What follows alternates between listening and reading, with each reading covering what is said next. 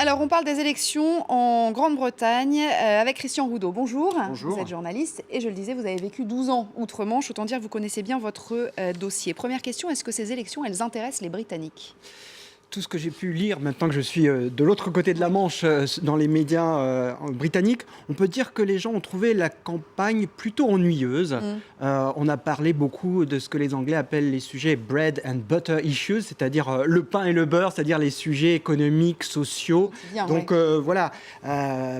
Pas très glamour, mais enfin, c'est ça qui fait élire les hommes politiques en Grande-Bretagne comme ailleurs. Je dirais qu'on a peut-être une campagne assez ennuyeuse, mais on risque d'avoir un après-campagne passionnant. Mais oui, parce qu'on n'aura pas de premier... Enfin, il ne va pas y avoir de résultat tranché a priori, hein, sauf surprise. On ne devrait pas se retrouver demain matin avec un résultat... Tranché, effectivement. On peut dire que le bipartisme est mort en Grande-Bretagne, puisque ce sera forcément soit une reconduction de la coalition des conservateurs avec les libéraux, démocrates, les centristes, ou alors les travaillistes, soutenus, alors on ne sait pas dans quelles conditions, par les nationalistes écossais, qui seront probablement, si les sondages ne se trompent pas, les grands vainqueurs de cette élection, avec 50 sièges peut-être au Parlement. Vous imaginez, c'est incroyable. Du jamais vu. On a dit que l'Europe était un enjeu. Est-ce que c'est vrai ? Écoutez, si on voit dans le listing des enquêtes d'opinion, l'Europe, ça arrive très très bas, en fait. Ou alors... UKIP, le parti europhobe dont on a beaucoup parlé et qui peut-être n'aura pas tant que ça de sièges, peut-être en voix, on aura autour de 14% pour UKIP, de Nigel Farage. Mais si on en a parlé, c'est plus sous l'aspect immigration. Mais les enjeux européens, non, pas franchement. Et puis, quelque part, il n'y a pas une grande différence dans les prises de position, que ce soit entre David Cameron, le conservateur, et puis Ed Miliband. Il y a une volonté de réaffirmer un peu la Grande-Bretagne et de ne pas se laisser dicter la politique par Bruxelles. La différence étant bien sûr que David Cameron a promis, s'il est réélu, un référendum en 2017 pour ou contre le maintien dans l'Union. Et là, lorsqu'on jette cette pièce, ça retombe sur pile ou face. Un référendum, c'est difficile d'en prévoir l'issue. Mais on se dit que les Britanniques sont plutôt contre ou plutôt pour ? Là, a priori, c'est vraiment du 40-40 avec beaucoup d'indécis. Oui, c'est très très risqué. Rien n'assure que si ce référendum devait avoir lieu, en cas de reconduction de David Cameron aux affaires, rien ne dit que la Grande-Bretagne, dans 2017-2018, serait encore membre de l'Union européenne. Ces élections, alors avec évidemment l'Union européenne en toile de fond, pour nous Français, ça changerait quoi ? Est-ce que ça changerait quelque chose d'ailleurs sur la place de la France? Vous voyez où je veux en venir. David Cameron qui dit si le Labour gagne, on serait aussi mauvais que la France.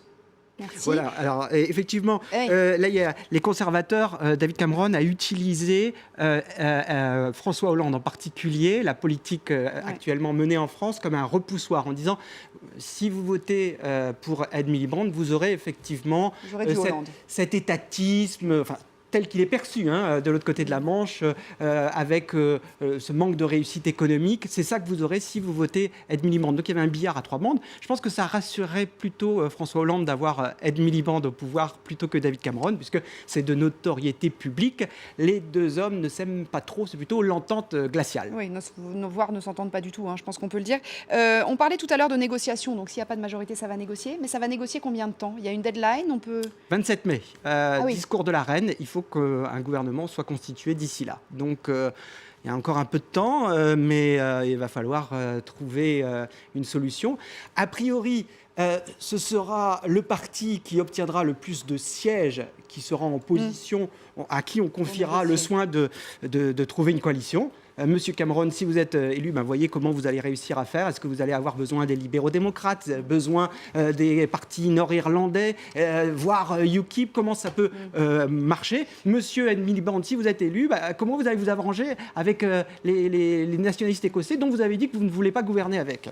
C'est ça, ça va être c'est compliqué. Sachant que c'est un peu plus simple qu'en France, c'est que c'est une élection à un tour. Donc c'est élection à un tour, voilà. C'est une élection couperée, ce qui donne un peu de distorsion parce que vous avez les nationalistes qui risque d'avoir 50 sièges, avec, sur l'ensemble du Royaume-Uni, 5-6% des voix. Vous aurez UKIP, les europhobes, qui devraient avoir autour de 14-15% des voix. Ils n'auront que 3 ou 4 députés, voire peut-être aucun. Alors, il y a une question qu'on s'est posée ce matin pour terminer, c'est de savoir si la famille royale vote. Eh bien non, elle ne vote pas. Alors oui, parce que là, il y a la notoriété, de notoriété, on sait que la monarchie n'a pas de coloration politique. Voilà. Alors, entre nous, souvent, on a pensé que la monarchie est plutôt conservatrice que travailliste. Élisabeth II était très très proche de Winston Churchill, qui a été son premier ministre. Mais effectivement, non, il n'y a pas de prise de position. On sait que vraiment la famille royale fait en sorte de ne pas être pris dans le maelstrom politique. Ouais, c'est une tradition et ce n'est pas une loi qui leur interdit d'aller voter, bien évidemment. Écoutez, merci beaucoup. Donc, on aura un début de réponse demain, a priori, demain matin. On verra bien, ce ne sera peut-être pas si clair que cela. Voilà, écoutez, il faudra s'en reparler. Merci infiniment en tout cas d'être venu nous parler de tout cela. La météo du week-end, attention avec Véronique Touillet.